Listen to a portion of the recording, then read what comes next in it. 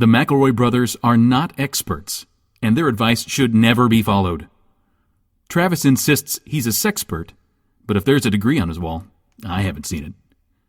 Also, this show isn't for kids, which I mention only so the babies out there will know how cool they are for listening. What's up, you cool baby? It's familiar, but not too familiar, but not too not familiar. It's a new craze. Hey, good girls, do you wanna just say, hey, I wanna? Just say, hey, I wanna. Hello, everybody, and welcome to My Brother, Me, an advice show for the modern era. I'm your oldest brother, Justin McElroy. I'm your middlest brother, Travis McElroy. I'm your sweet baby brother and 30 under 30 media luminary, Griffin. Excuse me, everybody. I apologize for that, doing that right into the microphone. I usually have better technique than that, but can you blame me? I've got Scoob fever. Oh, God. Folks, these problems don't seem to be real until they affect someone that you care about, and then it's time to really sound the alarm bells and get out there. No sooner had we pretty much wrapped up the coronavirus thing. At this point, We're on the tail end of it, aren't we? it's wrapping up. This is like we're in the credit sequence for sure. Right. Just as coronavirus finally gets wrapped up, now our family, our family has been stricken with, just one member of our family has been stricken with a case of Scoob fever. Oh, it's hitting me hard. And let me tell you the symptoms. One, have to sort of want to watch Scoob all day. Number two, I sneeze and it makes me sound like Scooby-Doo or Scrappy-Doo, depending on the time of day. Number three, an itch, a constant all-body itch, all over, but especially in my button privates. Now, but it's mostly, I'll be honest with you, it's mostly the one to watch Scoob all day, 24/7. Travis, you had a question about my condition. well, more comment, really. Yeah. I would say the bitter irony here is that Griffin has been afflicted with this malady, but I actually, just before we started recording, got my test results back, and I seem to be immune.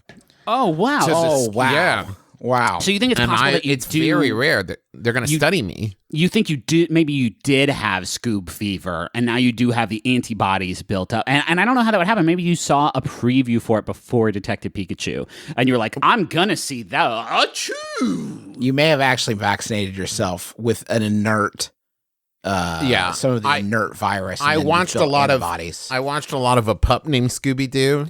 And the doctors are theorizing that contained some of the dead Scoob virus. Well, and you fucked Jabberjaw, didn't you, Trav? Well, Griffin, I wasn't gonna. You fucked Jabberjaw, the cartoon shark from Hanna-Barbera. Hey, Griffin? Yeah. I made love with Jabberjaw, please. No, you made love to Grape Ape.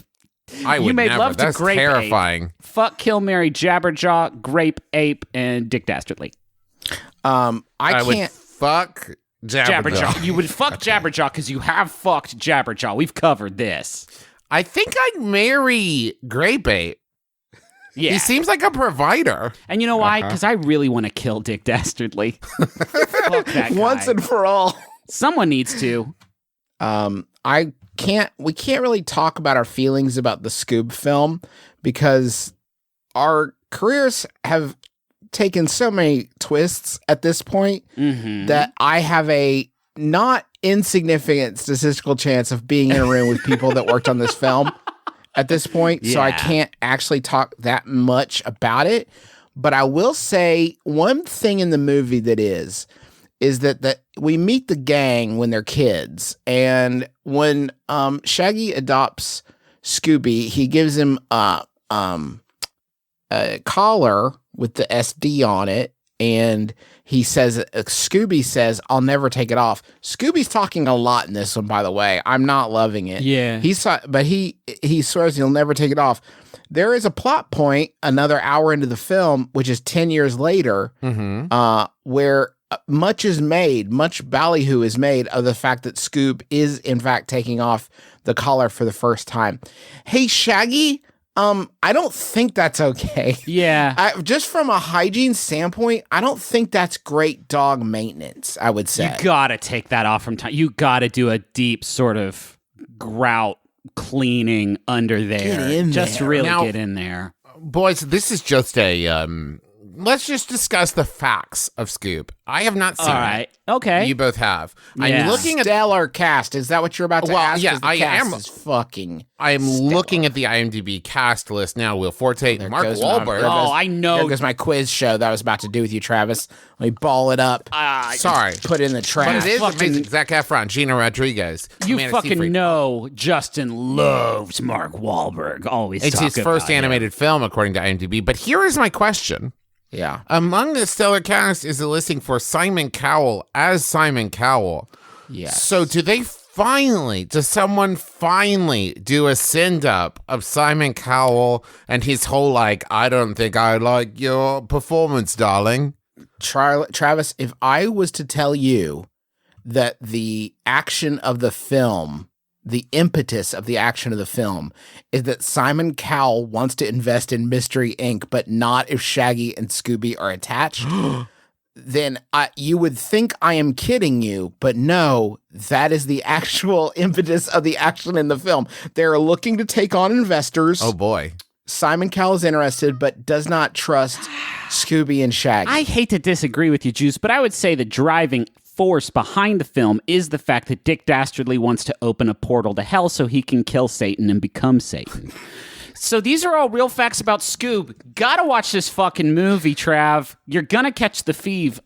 Can we do a question? Hey, let's talk about. Oh, boy. Okay, Travis. One more thing I will say. Okay. Of the Mystery Inc. gang, Uh-huh. which one do you think gets trapped in literal hell, sacrificing his soul for all eternity in this film?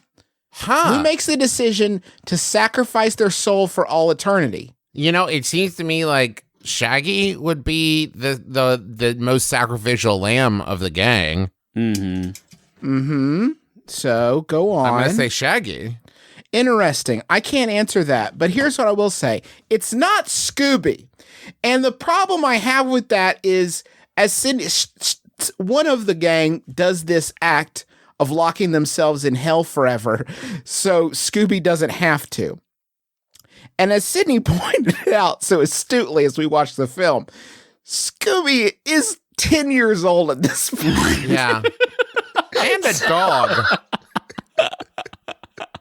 So it is, and the gang is in their like late teens. Yeah. Sure.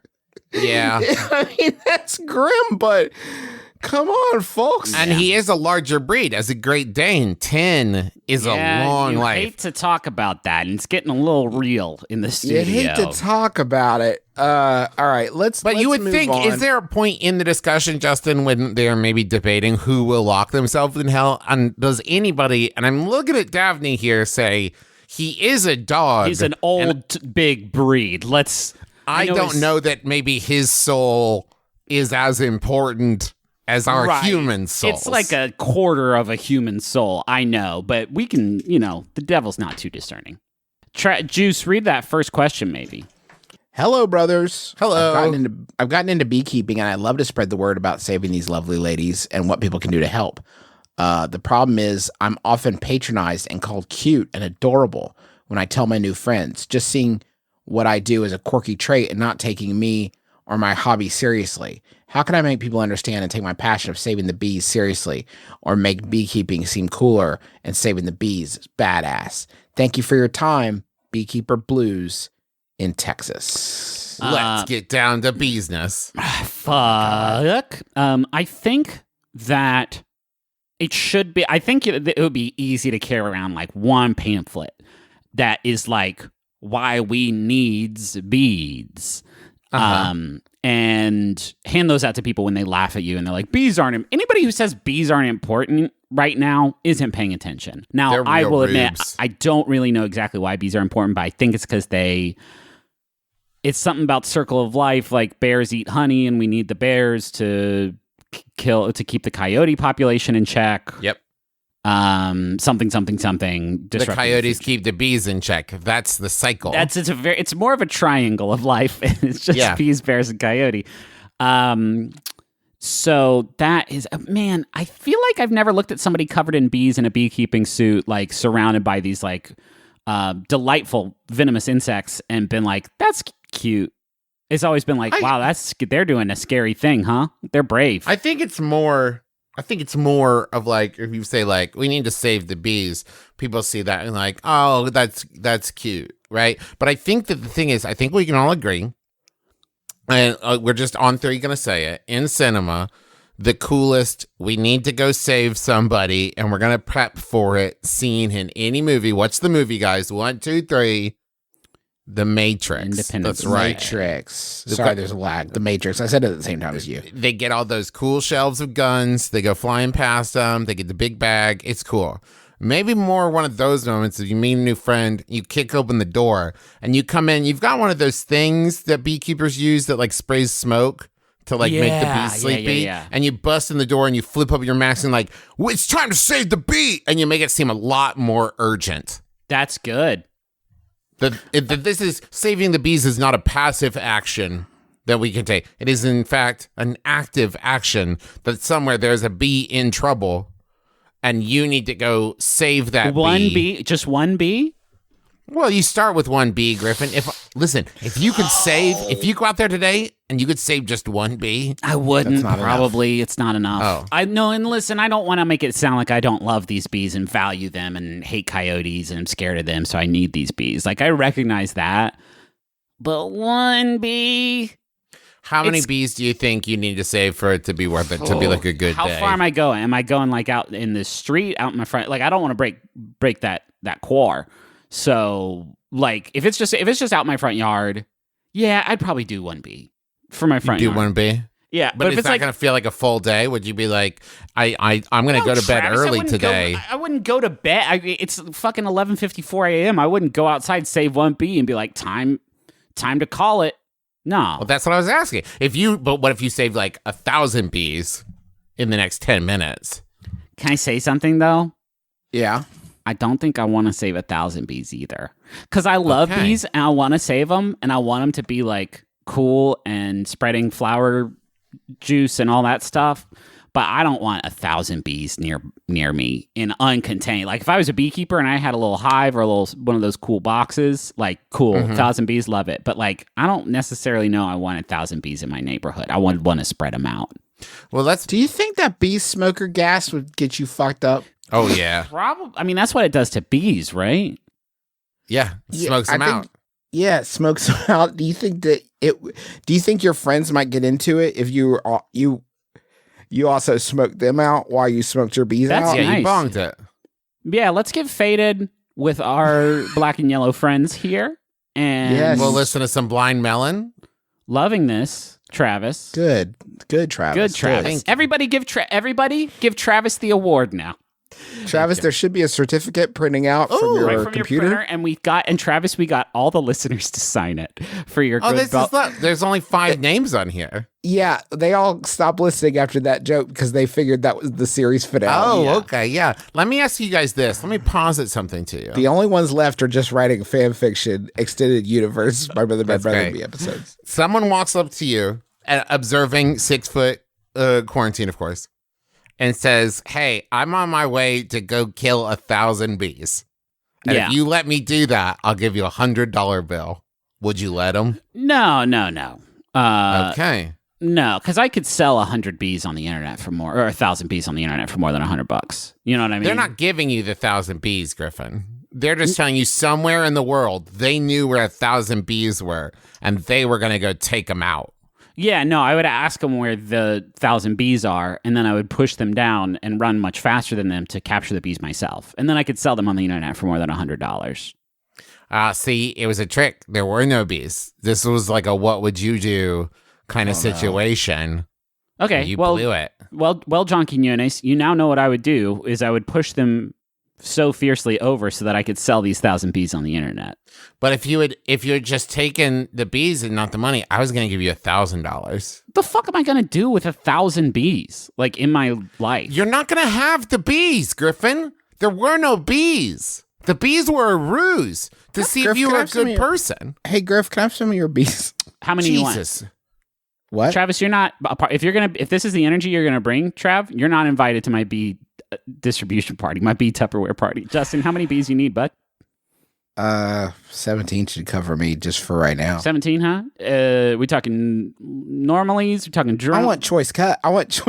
Okay, but do we want drones or workers or warriors? Or I'm not giving you my queen. Like that's. I'm not trying to get on your queen. No. But like, do you want my drones or my warriors or my? Just if you could give me 3 wizards, 4 druids, Okay. and the rest just like barbarians or whatever. Now, do you want? If you want, I can do. If you kick that price up a little bit, we haven't talked price, but I know if you kick it up a little bit, you will afford a stud. I do have 1 stud bee, and this one, What's his name? Because I'm actually kind of superstitious. his name is Chester Bigsting, and this dude fucks like it's his job, and he can get make the queen's eggs grow faster or make more of them. Hey, Griffin, sorry to interrupt. Whatever Justin offers you for Chester Bigsting, I'll double it. Well, it would feel weird to sell Chester Bigsting by himself without, a bunch of other sort of bees that he can really lay the pipe on. I'll take 60 of your bees. 60 and Chester Bigsting? Yeah. Trav, that's like Just name your price. that's like $12, man. Oh shit. We take 11. Yeah, I'll take 11. I can't believe you're letting him salt my deal after he was foolish enough to let these bees get away in the first place. I Justin, didn't realize it was a seller's market, Justin. Psst, Justin, the joke's on him. I'm just gonna send them to him in one big sort of manila envelope. There's no way these bees are gonna survive that trip, man. Do you I guys can see hear you you. trick. Yeah, So you tricked I him. tricked him. Do you guys want a Yahoo? It was a honeypot. That's funny. Justin, check your printer. Everybody's getting certificates, baby. You know what's weird is it actually my printer is actually functioning right now. It's actually operating, and I don't know why because it doesn't really work. It's not plugged in. It's not plugged in. No, it is plugged in. It's just no one ever prints anything. But for some reason, there's something printing. Why is my wife printing behind my back? That is what That's a I great need to know question. right now. Yeah. Or have my kids learn to print off YouTube? Are they going to start yeah. printing out YouTube God. flip books? They're probably just printing out really like rude comments about you. See you later, Cyan. Oh, my fucking Cyan magenta's gone. How come it's Hey, printer manufacturers, can we just call it blue and yellow Thank you. well, I mean, yellow is the other one, and red? And Yellow is. I think that's kind of Red. fucked up. That cyan and magenta get to be these special, but it's not like and goldenrod. So this hasn't been funny for a little while. So let's do a Yahoo. This one was sent in by Mike, and it's an anonymous Yahoo Answers user who I'm going to call Boom Shkadow. Asks, why is Mona Lisa so popular? My nephew could paint it. Huh. No one's ever talked so much about Mona Lisa. Yeah. Just one of them. Just the one, not stereo. I prefer Lisa. stereo Lisa myself. Two, I got in there Come on. before you did, so Yeah. that one's gonna be tricky to edit. That joke. But it is just a painting of a sort of like somewhat pleased lady, just Yeah, kind of and- sitting on a chair. And what's in the background of without looking? What's in the background of A Mona Lisa? feels? I want to say it's a field. Justin, I hear you typing. Some houses. No, I'm not typing about that. I'm doing other work. Oh, While we cool. wrap this up. Then let's stop doing the fucking question. And Justin, you unpack what kind of work you're doing right now, bud. You working on that spec script for young Sheldon that you've been talking about for so long? No, one of my kids has diarrhea, and I was just. You were working on the And you were- diarrhea via your computer? You were No, just typing. being updated. You were typing into your science application, trying to find a cure for diarrhea. Finally, He did it. He cracked it. you were punching code into your diarrhea fixing app, and it was updating the algorithms. It's like a city, right? We're all guessing, right? I feel like I want to say like I columns on a hill. want to say it's a garden seen through like a alabaster window. I'm going to Have look. we all guessed? I'm Yes. going to look. Yeah. Now let's look and Oh fuck! Now you know what? what? It's a map. It's a map. Yeah. Oh, it's a secret map. Hold up. A secret map. Griffin, are you not seeing Hold this? the fucking phone. Travis, what do you see? What are you seeing in the map? I see there's a pathway, there's a mountain in the back. We gotta cross a river. Yes, absolutely. Okay, so you see the eagle there with the 3 arrows in its claws. Wait, Absolutely. what the talons? I guess. Yeah, Griff. What you see? Travis, what else? Oh, down here in the corner, it does say X equals 3. I don't know. X equals 3. Griff, are you seeing anything on your map? Oh, yeah, man. Mine is a funny mystery. There's a bridge. No. Fuck. No, I'm not seeing that. You don't see the no bridge? Travis, you don't see a bridge, do you? No, I see a wormhole. No, Griff. Yeah, okay. I got the wormhole. Griff, Griff, are you seeing anything else Yeah, on I there? see a really silly clue. No. No, I don't have that on mine. I have Trav. I'm seeing your wormhole for sure. Yeah. Oh my And god, the X I'm equals in 3. it. Okay, yeah, I see you. I'm walking down the road. I'm moving. I see you, Griffin. Do you see yourself? Mona Lisa's a gif.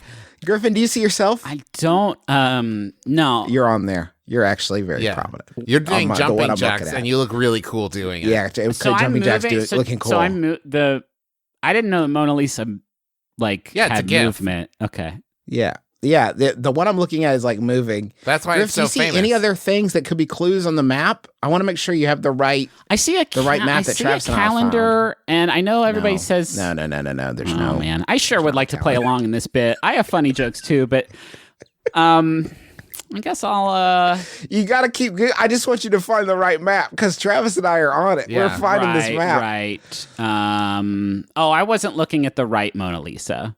I think, okay, now I see all the great shit you guys have been talking about, the eagle, the wormhole, all that stuff. Okay, good. The and Kathy cartoon. Yeah, the calendar that says 9/11 on it. Whoa, hold on. I still don't see the calendar. Oh, no, actually, now I see the calendar, but it does say 9/11/2002. So, Okay, He was off a bit.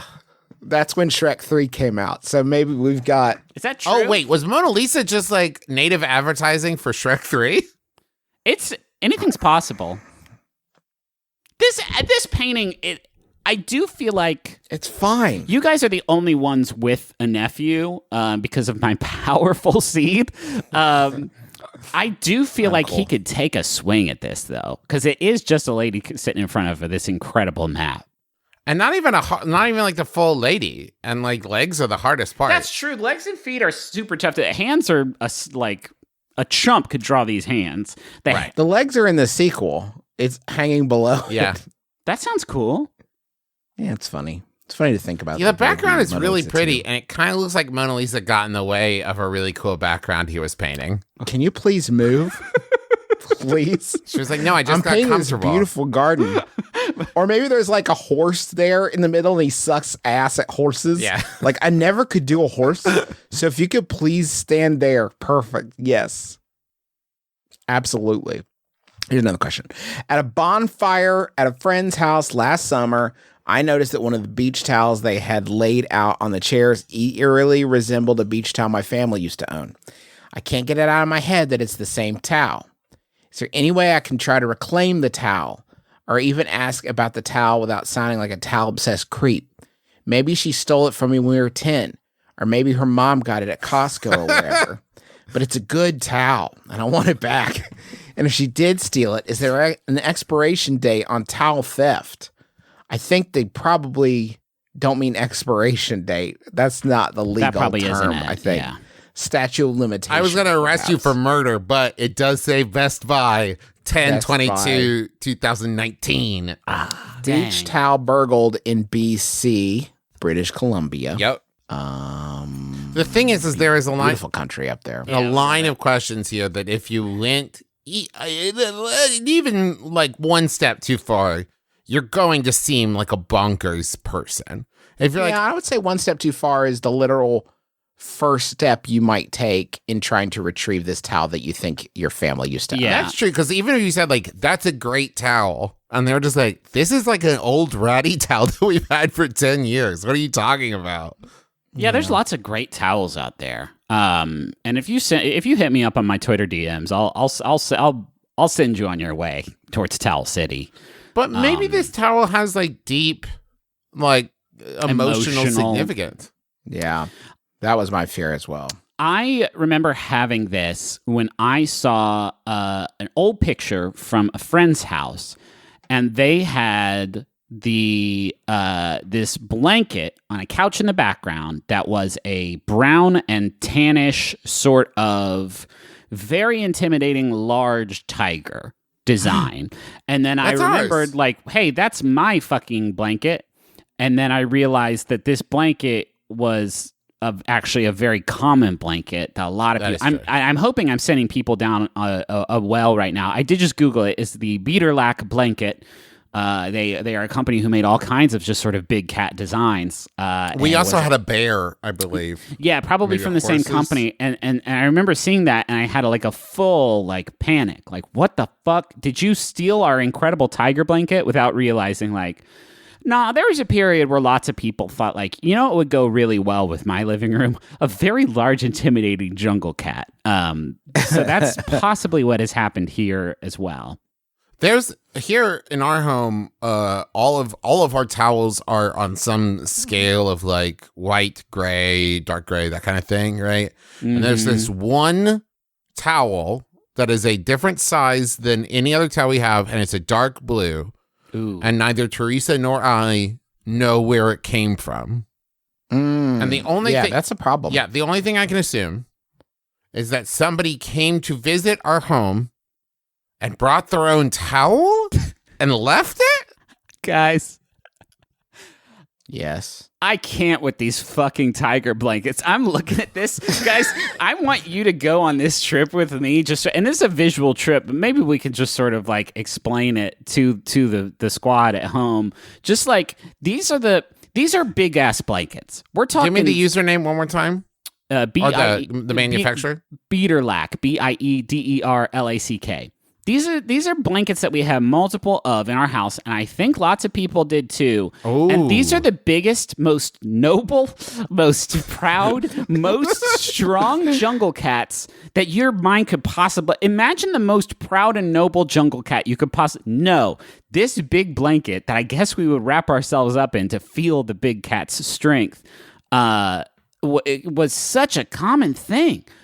These big, powerful kitties. I'm now torn looking at it, so I want you guys to weigh in. There's two that seem very familiar to me, and one is kind of like tiger's. It's like the tiger's head. It's like a bust of the tiger. It's just the bust of the tiger, yes. That reminds me a lot of like the Cave of Wonders from Aladdin. That's very much the energy he's putting out. And then there's also one where the tiger, it looks like they're kind of walking towards the viewer. Like they're about to and maybe fuck they're you really up. surprised Oh, you're they there. look, their eyes are wide and they're about to fuck you up. So let's put that on the couch in the den. Their mouth has got to go So let's put that in the little boy's bedroom to scare him so terribly. Or maybe that was it. I'm afraid of zombies because we just played a scary video game. Well, get under the tiger blanket. No undead creep is going to try and get you when this big, powerful jungle cat's on you. Is that the one we had, though? Which one is the one we had? It doesn't. That part doesn't matter. All that matters is that now all I want is a huge, sinewy beast. They did do horse blankets as well, which I also specifically remember. Oh I my believe God. the one of two. Is this the Just- Rosetta Stone for like our entire sort of deal? It might be. Oh no, that was the one we had. It was it looks like a mom and a colt. I'm gonna order one of these. I'm gonna buy one Yeah, of these these are powerful fucking blankets. so inspiring. So anyway, Do you think it was our mom or our dad who saw the blanket with a tiger on it? They're like, "Hey, honey, this fucking wolf." Kind of really seems like a dad move. It seems like a dad move, but I don't know dad to be like a tiger or man. a blanket, I gotta get him. or I a know. blanket man. But mom's whole style was more like, oh, country kitchen, and here's like some red apples. You know and- what? We gotta get him on the horn. We gotta figure Yeah, this let's out. call Dad about this big blanket. I'm gonna call dad real quick. Okay. Hold on a sec. I'm gonna text Dad a picture of the blanket too, because I know his old mind. Yeah, His yeah, old yeah. mind is just a Yeah. little gooey around the edges. Little gooey. Boy, Dad's gonna be so confused when I send him this picture of a tiger without context. Well, what if he sees it and it's like, that's a cool blanket? Oh, that would be a good test. We wouldn't even need to get him on the call. I just sent it to him and asked him, "What's that do for you?" Dad, Yes. there's no time. The tiger blanket that we had at our house. Do you remember the tiger blanket? I remember the tiger blanket very well, yes. How the hell, sorry, Carol, did the tiger blanket get into the house? How did it make its entryway? We have theories that you bought it because you thought it looked rad. My actual one that I'm going to sneak in there is that maybe it was a Nani gift. That is actually something feeling kind of powerful to me now that I said it out loud. How did the tiger blanket arrive into our lives? You are correct about Nani. Ah, Fuck yeah. that does feel right. But there's more to it than that. You burned it and then you had to buy a new one No. because you were afraid she'd find out. No, she got it because I went to Ironton High School, which was the Fighting The Tigers. Okay. Right, that right. was the last Yes. clue. That was the last piece of the puzzle. Okay. One time Nani sent us lunch meat coasters. I feel like we've talked about Nani gifts before. They were really Scented, good. Okay. scented lunch meat coasters that smelled like the lunch meat itself.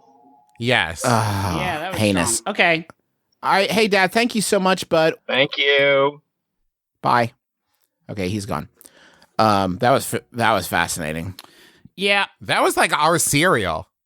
That was our cereal, yeah, and we solved it way quicker than they did. Take that. It says Daddy has gone away on the call, and that makes me really sad.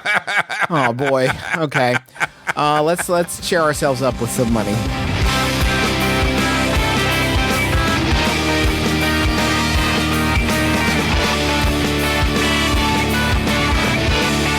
Did you list him as Daddy in the clean Yeah. feed link? Okay. Could you? So this is fun. We're using a sort of new software to talk to each other. Maybe you've heard an incredible, remarkable increase in the quality of the show since we switched over. But I see you do have me listed as Dagooch here. Like you picked the name Dagooch for me when you added me to this session. Yes. I was wondering when if I add people, I can assign them whatever name. yeah, so I'm wondering what is like. I'm a professional, Yeah. and you. Well, I got Travis at his Trump. Yeah, Trump? I don't care for that.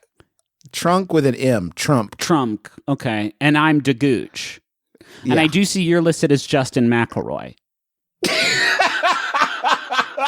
I don't have anybody to come up with a fun nickname for me. Okay, well, next time hit me up, and maybe we'll come up with some other fun garbage words that are insulting to your adulthood. Okay, Dagooch, can you read our first ad? sure. Here come Dagooch to read you the advertisement. I love it when he says it. Yeah, his trademark phrase. Here come Dagooch to tell you about DoorDash. They specifically requested Dagooch to sound off on this one.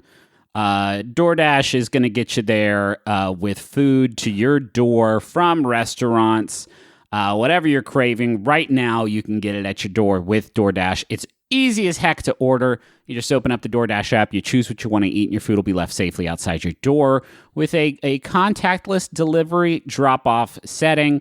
A lot of your local restaurants that maybe you're not able to get into right now, or you're not going to, trying to respect social distancing guidelines, you can still get delivery from them. If you go open your DoorDash app, you pick your favorite local restaurant, your food will just get dropped off right there at your dang door. And right now, listeners can get $5 off their first order of $15 or more and 0 delivery fees for the first month when you download the DoorDash app and enter the code BROTHER. That's $5 off your first order and 0 delivery fees for a month when you download the DoorDash app in the App Store and enter code BROTHER. Don't forget, that's code BROTHER for $5 off your first order with DoorDash. Hey, Justin, can I ask you a question? I love that, Trav. In your life, what would you say is the thing you're most proud of? Probably that at least half of my children seem to be decent human beings. Okay. For me, it's a website I made using Squarespace called buttercupisaverygoodgirl.com. That's a website I made. There's just a lot of pictures of my dog. There's even like a flash game on there about how great my dog Buttercup is. And I was able to do that through Squarespace. And that's way better than any kind of kid or, I don't know, joy you get from family or anything like that. Because Squarespace can showcase your work, sell products and services of all kinds, promote your physical or online business, and more. You shouldn't be saying stuff like this. This is fucked up. It says it right there, though. I didn't write that in the copy. Guys, listen, I want everybody at home to know that Squarespace didn't write that. Travis is being pretty fucked up right now, if you ask me. It says it right there in my copy. Do you not see it? Okay. I'm just saying I got a And then there's a Squarespace bridge. website about how much I love my incredible son. And I know Justin has one also for my incredible son because he's really very powerful. Yeah, it's griffinsincredibleson.com. Yeah. Fuck. Yeah, damn Justin, it. you Hold gotta on, guys. stop wishing that shit into existence. If I have to get it before the show goes out, or I won't Yeah. do it. And they also have analytics that help you grow in real time, free and secure hosting, and nothing to patch or upgrade ever. And it comes with a full gallery of pictures of Griffin's powerful son. He's mighty, guys. He's so fucking strong, and he scares me with how powerful his muscles are. And no matter what your website is for, if you include one picture of Griffin's powerful son, your website traffic will increase exponentially. Just be careful, because I did play catch with him, and he broke my collarbone. So go to squarespace.com/mybrother for a free trial. And when you're ready to launch, use offer code MYBROTHER to save 10% off your first purchase of a website or domain. Squarespace, build it beautiful. Hey, I'm Janet Varney, host of the JV Club podcast. High school. Was it a time of adventure, romance, and discovery? Class of 95! We did it! Or a time of angst, disappointment, and confusion? We're all tied together by 4 years of trauma at this place, but enjoy adulthood, I guess. The truth is, it was both.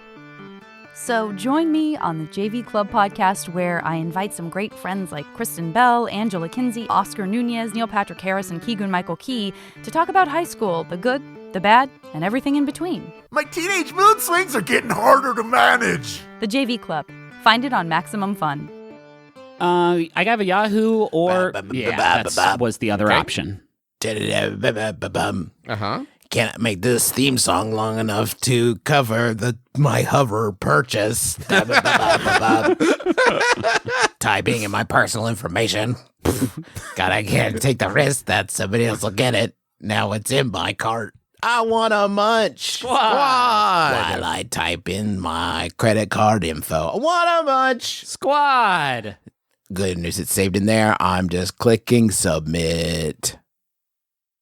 Welcome to Munch Squad. It's a podcast within a podcast. What? And now we are headed into Munch Squad Flashback, as I call it, which is a podcast within a podcast within a podcast where we talk about the oldest and greatest in brand eating. I am so excited. Oh, boy. Ooh. I'm really excited about this one. And I have a huge debt to Kyle for sharing this with me because it is, God, what a treat. So the year, I want to take you back a little bit. The year is 2008. Okay. It's August, the dog days of summer, August 26th.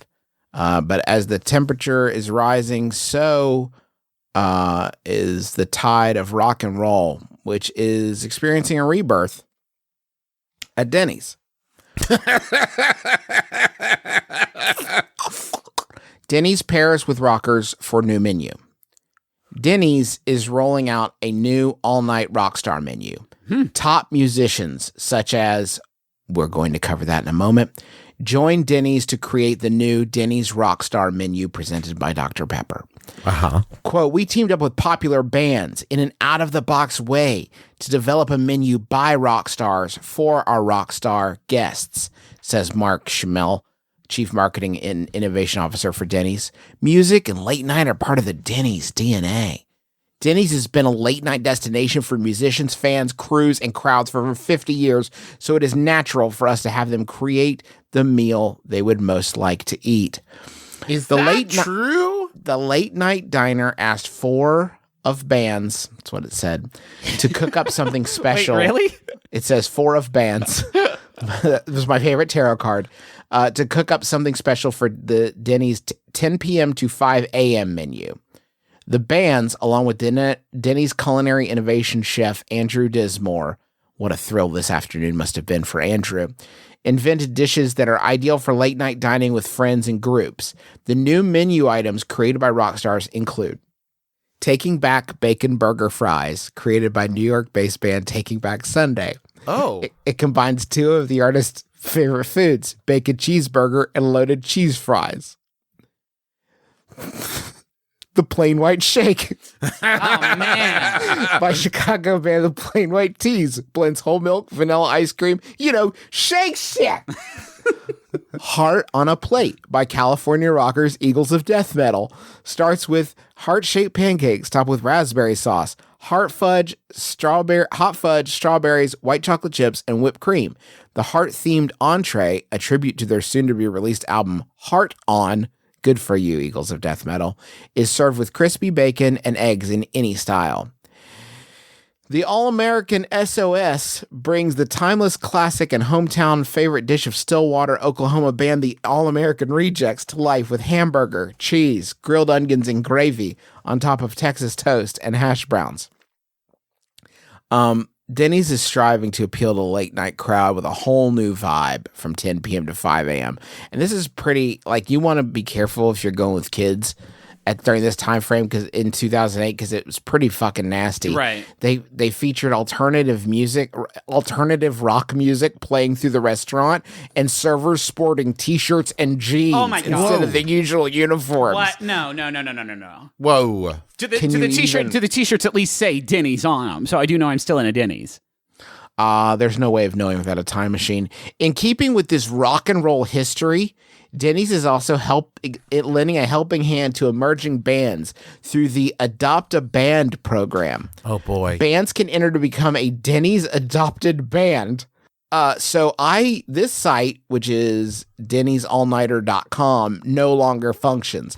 But I did dip into the archive to just go ahead and see some of the bands like Cash, William Control, The Sleeping, Bring Me the Horizon, Tickle Me Pink, You, Me, and Everyone We Know.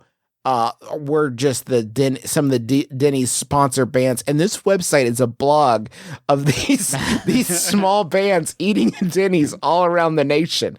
And they would have a fan meetup after a show. They just go to the local Denny's and have an after party. And there's pictures documenting people eating at Denny's with their fans. Damn, it's like I can taste the Warped Tour.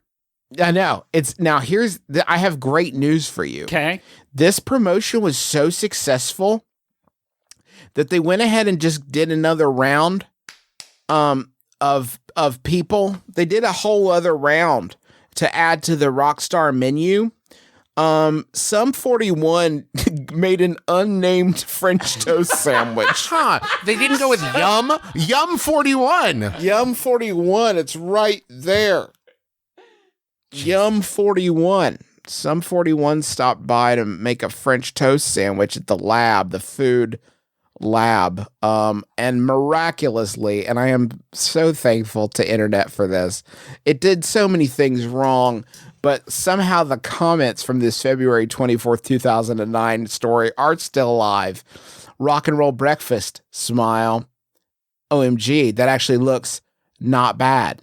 I will have to try and make something like that sometime tomorrow if I get around to it or remember it for that matter. Just go to Denny's. Just go to Denny's. They make it for you at Denny's. Dang, they're creative. That looks superbly good. Cooking, even cooking looks fun when Sum 41 is doing it. Oh my God. Justin, are you going to go over the other menu items? Well, here's what the first thing I want to say is that Taking Back Sunday made another one. Yeah. Apparently Taking Back Sunday was so deeply into this that they just did another one, and it's called the Melty Grilled Chicken and Sausage Quesadilla. They've just kind of given up the conceit of making it be a part of their name also. Well, at that point, Taking Back Sunday had just bought a couple Denny's franchises, and they were just looking to be successful. They weren't really worried about the tie-in so much as they're like, I think this will be a good meal at a fair price that people will enjoy. Boys Like Girls introduced a hot prime rib sandwich called the Great Egg Steak. Huh.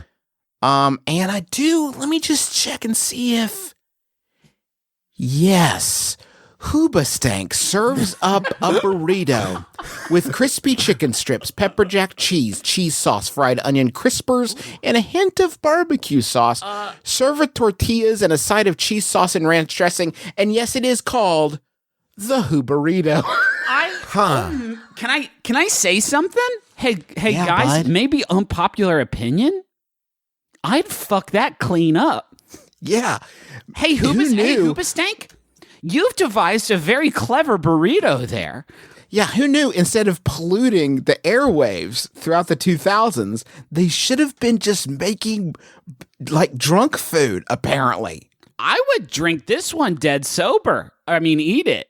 I would drink it too, hard pressed, if that's the only option available to me. Katy Perry also made a hot and cold cherry chocolate cappuccino. But how can it be hot and cold? Because Well, let's check with Katy, who said, quote, "It's hot, it's cold, it's a love affair for your taste buds." Yes, but I'm no scientist. But it says here that Then maybe you should shut your mouth because the Miss Perry concoction is includes. I'm sorry, Griffin, but the concoction includes vanilla ice cream, Cold. hot fudge, hot. and Like French. it's right. Like I've literally just shot your whole shit down right there, Dr. Scientist Travis. and French and vanilla cappuccino. Seems to me like if you pour hot fudge and French vanilla cappuccino over ice cream, what you end up with is a pretty room temperature drink. I will also say that it would be wild to drink coffee and then encounter cherries. Yes. There's a cherry in my coffee. That's very strange. But I guess Katie made that herself, so I'm not going to get all up on her brand about it. This website, there's not like a linear into it. Maybe if anybody else wants to dig in there to the Denny's All-Nighter archive, some of our beloved listeners want to do that, and let us know if you find anything else good. We'll be sure to pass that along. But that is our Munch Squad. I can't, everybody's hurting economically, for sure. But it is a good way to remember that there was one point when people had, I think we'll all agree, too much money. Yeah. You know what I mean? Like, they just had too much money. So this kind of fixed that a little bit. It made them have less. You know what I mean? Yeah. Because we did have too much. I think So less money in this sense is okay. I do think this is what inflation is. Okay. Okay. Here's just a quick Yahoo that several people sent in by One Punch Man. Thank you. Or wait, that's who asked it. I don't want to thank them because they do ask.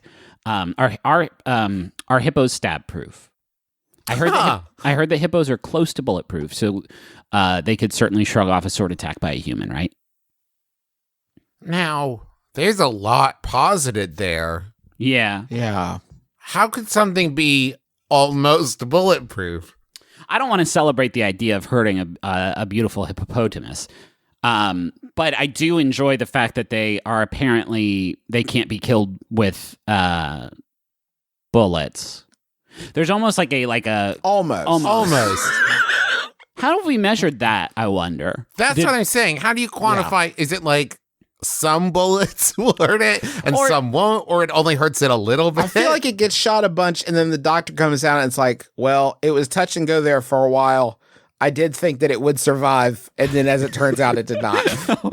It was very close, though. It was very close. Or just a very unethical scientist lined up 5 hippos, shot 5 of them, and 2 died. And they're like, well, damn, I'm gonna call it. That's more bulletproof than us humans are. So a sword attack. Hippos are dangerous, right? Like hippo. I do not want to hippos step are it. monsters, Yeah, I don't want to step. That's why they have them on the Disney Jungle Cruise. And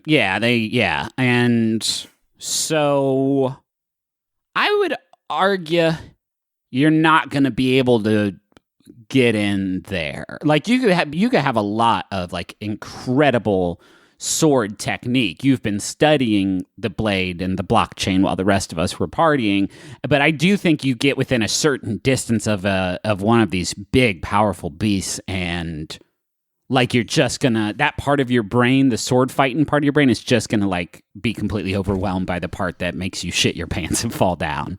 And I would say huge beast. The exact opposite would be true for the hippopotamus. Because I don't believe that the hippopotamus would see you wielding a sword and think, oh no. Oh no, I should stay away. They would, I think in most situations, and maybe this is why hippos are so dangerous, is that they just always have the thought in their mind of like, I got this. I'm so big. I'm a hungry guy. Yeah. I'm going to munch that dude. Apparently hippo skin is very thick and, quote, resistant to puncture. So I guess it does come down to the sort of like sharpness. How about, let's see. Wait No, question. we're going to keep talking about this. No. Okay. I think we can all agree that the only way to stab a hippo is from the inside out. Oh, like Ace Ventura. Fuck, I still bust the fuck up whenever I think about that scene. Oh, it's a rhinoceros, isn't it? Yeah. You remember he climbs out the Yeah. rhino's butthole? And Justin, you've never seen any movie with Jim Carrey. No, he in climbs it. out the rhino's butthole into a hippopotamus butthole. Right. Yep, forever, back and forth. Justin, I do want you to do this third question before we go, because I love it a lot. Well, we're already running long. Why don't you just Oh, save it? they're You're worth gonna it, Juice. They're worth it. All aren't they? all right. Just for you guys, just for our beloved fans. This one's for you, the fans. When I was in 3rd grade, my school held a writing competition. I submitted a story, and it was one of the winners. I got a $5 McDonald's gift card, and that was the last I thought of it. Until recently, when my old elementary school announced that they'd be releasing a book of all the stories that had won the competition as a way to look fondly on pre-quarantine times. The problem is, I plagiarized my story from an Encyclopedia Brown book. I changed the names of the characters, but it was still otherwise exactly the same. Thesaurus grade me Green was reckless and thought of nothing of the consequences, but now I'm afraid the story will be released and everybody will see what a fraud I am. How do I stop my story from being released without raising suspicion? That's from Plagiarist in Pennsylvania. Holy shit. I'm going to see if Donald J. Sobel's still alive. If he's been dead for 7 years, technically, I think you can't plagiarize him anymore. Pretty sure that's how copyright law works. But you're not thinking about the expiration of the crime, Griffin. Hey, great news. Donald J. Sobel is dead. No, wait, 8 years ago. So it's okay. That's More money, fine. baby. That's fine. Legally, you're in the clear. Let's talk about ethics and morals. Yeah, I think That is actually not great news that Donald J. Sobel No, is it's quite not bad. dead. Yeah, I'm it's sorry I phrased it the way. I don't want people to take that out of context. Listen, you're about to have a great shame brought upon your house, and I don't know, like, what else to say. Like, there's no way to get around that. Like, you can't go to the school and hack into the transcript. Like, you can't. There's that ship has sailed. You fucked up so bad so long ago, and there's no way to put more English on the ball. Could you blame it on Donald J. Sobel and say that he must have gotten a hold of your rough draft and published it, Interesting. stealing your story? Yeah, And you're this gonna have isn't to. great. Listen, I love Encyclopedia Brown. I love Donald J. Sobel. I hate to, but I'm saying you could pin it on him. Yeah. That would be a real Bugs Meany thing to do, though. I think that if you do plant, and God, I really don't want to besmirch this dude's name, but if you do plant the $5 McDonald's gift card in his desk, it's going to be a confusing clue. But the police, I think, any detective worth their salt is going to find that and, figure out the frame that you're putting together here. You're probably going to have to fake your own death. Yeah, it's over free. Yeah, that's a good note, Trev. It's probably time, no matter what you do, to start taking stock of your life as it is now. Yeah. And start sort of wrapping up some of your affairs. Because your life won't really resemble what you know right now. Yeah. You know what I mean? It'll be a very different life that you'll be leading. And I think that it's good to be prepared for that. Yeah. I got a good idea that excites me on a very personal level. You should email your teacher and be like, oh, that's great. I've actually done a few edits. to that draft, and I think I've been honestly, working on it for the last 20 years. yeah, and I think it'd be honestly pretty fucked up for you to put out my first draft of it, and here's a new version of it, and your new version of it could be a completely different thing. Now, what excites me is I would love to take another pass at Grant Andrews' Kid Cop. I've had some ideas about Grant Andrews' Kid Cop that I think could really flesh out the lore. I would probably remove all of the references to Jet Moto, a very unsuccessful PlayStation 1 era racing game. That one can probably hit the bricks. This is going to get you out of the scrape, but it's also going to allow you to punch up your work. Although actually your work was stolen, so you will maybe make it worse. Definitely make it worse. There's no question about that. Thank you so much for listening to our podcast. We hope you've enjoyed yourself. We are sure happy that you're with us. We know that podcast listening time is a bit cattywampus right now, so we very much appreciate that you've carved out the time to experience our program. We wrote a book with our dad. It's called The Adventure Zone, Pedals to the Metal. It comes out in July. You can pre-order it now at theadventurezonecomic.com. We have merchandise. We have our summer stickers. If you want to buy some of those, McElroymerch.com. We got some fun stuff there if you want that. I want to thank John Roderick and the Long Winters for the use of our theme song "It's a Departure" off the album "Putting the Days to Bed," which you can go listen to at any time, and no one can stop you. And also Max Pun Fun. What? Max Pun Fun. Max Pun. Oh, you know what? I will plug something. Griffin and I make a video series called Monster Factory. If you've never watched it, it's on our YouTube channel. Just search YouTube for it. And I think our new one's really funny. It just came out last week. So if you want to watch it, it's based on Dark Souls 3. It's an adaptation of Dark Souls 3. I enjoyed it. I watched it. I also listened to Besties, the video game podcast that Justin and Griffin do, along with Russ Freshtick and Chris Plant, which is a Spotify original that I enjoy very much, and I listen to as soon as each episode comes out, though I have many feelings on the BioShock episode that we will talk about off mic. We'll unpack that later. I also wanted to say, coming up on June 6th at 1 p.m. Eastern Time, I am going to be doing a live stream Dungeons & Dragons session along with Will Rowland, Alex Boniello, and Andrew Barth Feldman, who you may recognize from Dear Evan Hansen on Broadway, as well as Matthew Mercer, Erica Ishii, and Satine Phoenix, who you might recognize from the world of actual play podcasts. We're going to be playing D&D and raising money for the Actors Fund, as well as Feeding America, and I'm going to be DMing. You can watch that. It's going to be on a Twitch channel. So the whole thing is called Supporting Roles, ROLLS. And you're going to be able to watch it on our Twitch channel, twitch.tv/supporting roles. And you can go donate now if you go to bit.ly/supporting IGG, all lowercase.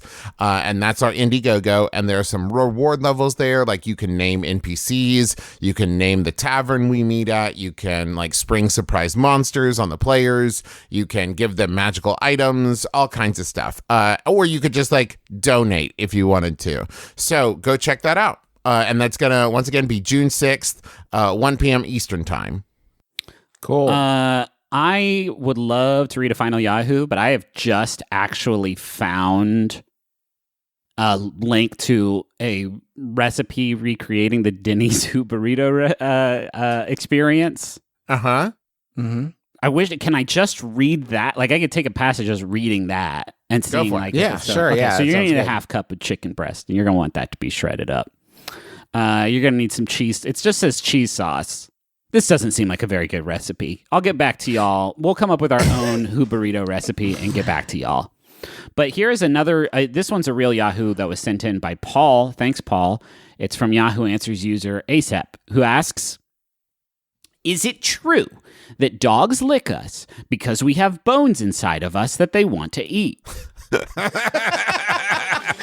My name is Justin McElroy. I'm Travis McElroy. I'm Griffin McElroy. This has been My Brother, Me. Kiss your dad square on the lips.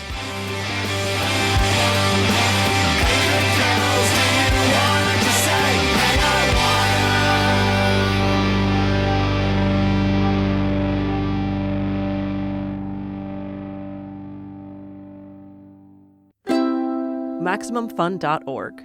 Comedy and culture. Artist owned. Audience supported. Judge John Hodgman won a Webby in the comedy podcast category.